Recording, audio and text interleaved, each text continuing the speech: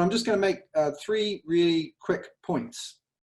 And so the first point is that as an international student, and particularly an international student in a culture or a society quite different from your home culture or society, be it with language differences, social, cultural differences, then you can expect a little bit of a roller coaster from my experience.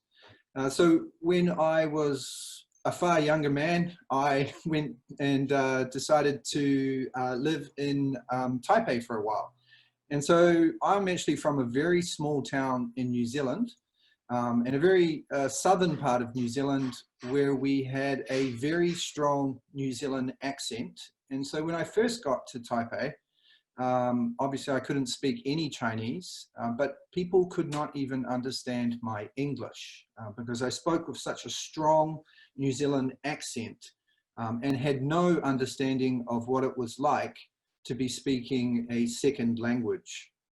And also when I first got there, I was absolutely blown away with everything seeming so new, a completely new environment, many more people in large cities with lots of crowds, dense infrastructure, different foods, different smells, different sights, different cultural habits, things which I could not understand and had never seen before.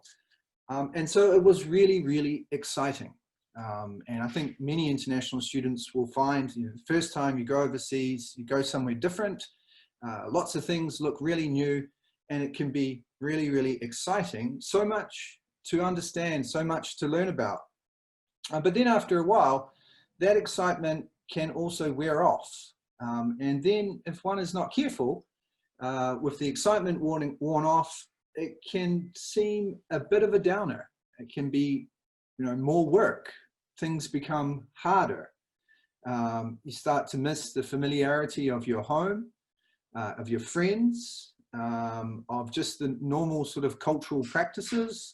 And it can get a little bit frustrating when, you know, you want to do things and, you know, every time you do it, you have to learn new things. It can be hard to not be understood easily. It can be very frustrating. It can be just simple things like getting on the bus, using a different bus system, or the etiquette of when you get off the bus, should I say thank you to the bus driver? Which I did for a while in Taiwan until they kept looking at me funny, like, why are you saying that? You know, and so this familiarity goes away, and you're in a new society, and it can take longer to do things, and sometimes things can seem almost counterintuitive. So I'm probably showing my age, which is quite old, but when I was in Taipei and I used to ride the buses, when I would get on the bus, they would have a character which will either be shang or xia, which meant that you pay when you get on the bus or you pay when you get off the bus. But sometimes when the bus went a certain distance, it would also move, the character would change. And so sometimes you would have to pay twice. And for a while that frustrated me, because in New Zealand you pay once, tell the bus driver where you go. And so, you know, maybe you'll experience similar issues here in New Zealand where, you know, why can't you use your telephone to pay for things, or sorry, your cell phone to pay for things, or why do I have to download all these new apps when these other apps, which I know work just as well? And so, you know, these types of troubles can be a challenge, but they're also a great learning opportunity, and a great opportunity to think about why things operate in different ways. And it's also, when you come across these challenges, from my experience, I found that it's good to remain open to the funniness of life. So for example, when I was learning Chinese in the very early days, I learned a new word about how to say just a little bit spicy, just 一点辣, because coming from New Zealand, I was not very good at eating spicy food. And I accidentally one day ordered 辣一点. I got the order wrong, and it got the spiciest dish I've ever had in my entire life. And, you know, you have to laugh or cry. But the point is, it's all very normal. And so it's all very normal, but just be aware that things can be a bit of a roller coaster. And that roller coaster is a learning process, learning about a new way of life, a new society. Okay, so that leads me to my second point. And my second point is that with this roller coaster, one thing which is really good to do, which I really recommend from my own experience, is to get involved in something local and make it meaningful. So when I lived in Taipei, I quickly worked out that there is a very, very large, what we call expat community, or a community of mostly English teachers who come from the United States, Canada, South Africa, Australia, England, etc. And there were also a fair few Kiwis in Taipei. And I could have spent most of my time within that community. And I could have hung out with them. I could have done many of the things which I do in New Zealand. I could have spent all my time there. But, you know, and sometimes I did. And sometimes I think it's important, because if you do, because you do need that familiarity of culture and language at times. But when I think back to my time in Taipei, that's not what I remember. And that's not really what helped me grow and helped my own career and helped my own ability to communicate and to think, etc., etc. What really helped me and what really expanded me as a person, my knowledge, experience, and enjoyment of life, was when I made an effort to get involved in something local, and, you know, study the language or hang out with local people, go to night markets, go play snooker, which was very popular at the time, or, and I'm again showing my age, go hang out at an internet cafe, because that's what people used to do, and, you know, play games. And even when I didn't need the money, because I was a student, even when I didn't need the money, I always made an effort to work, because that would create the opportunity for meaningful relationships, and for me to be able to learn more and to make friends and to be involved in a really meaningful way. I even used to go to restaurants where I didn't really like the food, but I would go there because I got to know the people who worked there and the other people who would go there. And so I could have conversations and have a sort of a routine group of people, and they would chat with me.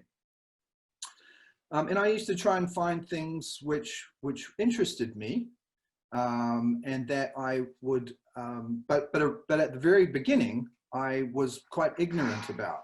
And so, I guess the lesson I learned was that, you know, you don't know what you will be interested until you try it, and you may need to try a few things. So I tried Taiji Chuan or Taiji, which I was not very good at and did not like the early rising. But then I went to university and I started studying there and learning about history, culture, and language, and I really enjoyed that, and that had a big impact on my life. I learned how to make dumplings, although my wife still says I do it incorrectly. But anyway, I did enjoy it. So that's the second point, you know, get involved in something local for a meaningful experience.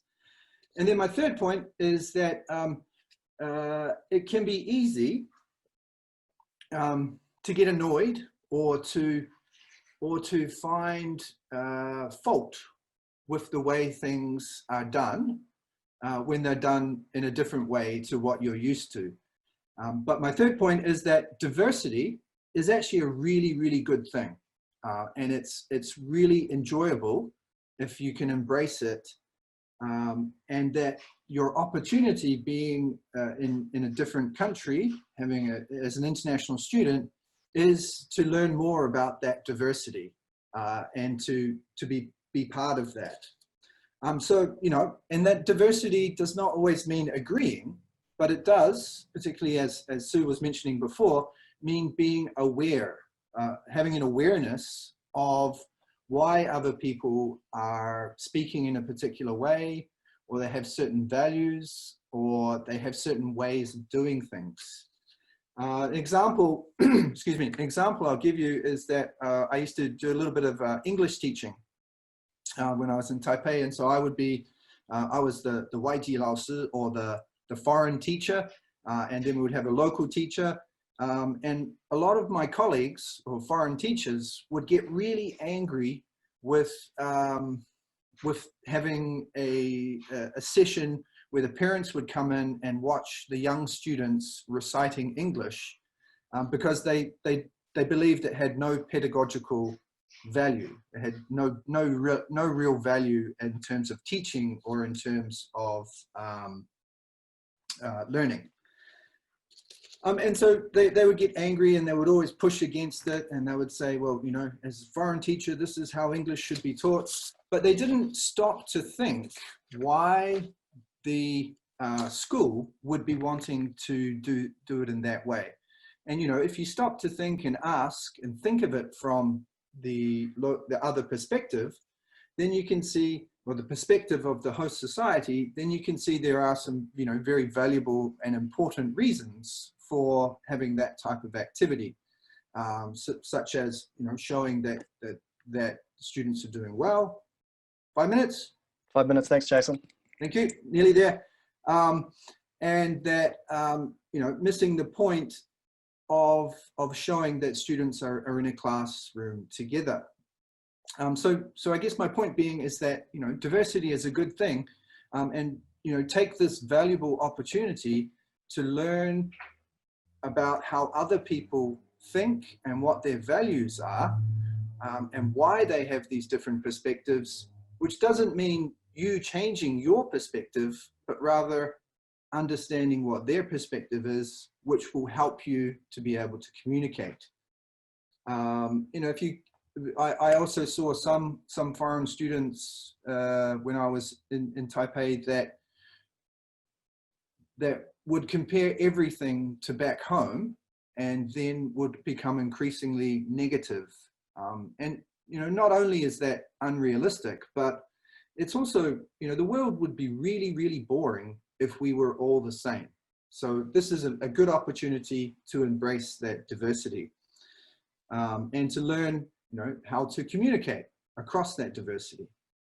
So just finally, a couple of tips is that in New Zealand, you know, we have an obsession with the weather because it's kind of changes all the time. So, you know, you can always talk about the weather as a conversation breaker. In Taiwan, people would always ask me if I had eaten, you know, chibalame, and, you know, I could never figure it out for a couple of years, but actually it's just the same as the weather. So these sort of cultural ice-breaking things. But rather than just always talking about the weather, which is pretty boring, try to, if you get involved, try to follow some local issues. And so if you follow some local issues, then you have something to talk about, because you can't expect people to really know or follow the issues which have shaped much of your life in your home country. So if you have some local issues to first break the ice, then people will be interested in learning more about your home. Okay, second quick tip is that, and maybe this is a dangerous thing to say, but as in my experience as an associate professor at the university doing tutorials and things, I would say that New Zealanders are very quick to have opinions, even when they don't always know the facts. Maybe it's a sort of a Western cultural trait that people will have opinions about many things, and that we're also usually very happy to have different opinions to other people, which can be quite abrasive sometimes. There's a tendency to disagree and to argue, but in a very, in a kind of a nice way. And that can be challenging sometimes. But my advice there is that, don't take offense, just try to have a good conversation, and people will throw ideas out there and hopefully learn more. Okay, so to conclude, I'll say that, my time when I was in Taiwan really shaped me. It's a great opportunity to learn values and ideas. And I look back really fondly on it, even though some of those times were a bit hard. It is a bit of a roller coaster, but it made me a better person. And, it's a challenging opportunity that you have, but it's also a really exciting opportunity.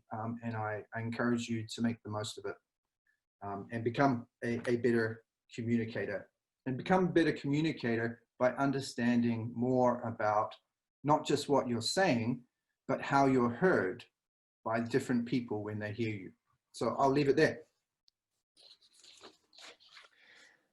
Jason, thank you very much. Again, really valuable advice, really interesting personal experiences. So thank you for sharing them, because I think that means that many of the international students in New Zealand can relate to some of those experiences. You talked about the roller coaster. You can expect highs and lows. You mentioned the need to get involved in something local, and I really do recommend that and agree with you to get familiar with some of the local customs and activities and communities. And also, though we do get frustrated, we need to keep an open mind to explore diversity. And I think you used the expression, we need to sometimes stop and think to understand how the people in this culture are behaving the way that they do, and to embrace that. So thank you, Jason, appreciate that.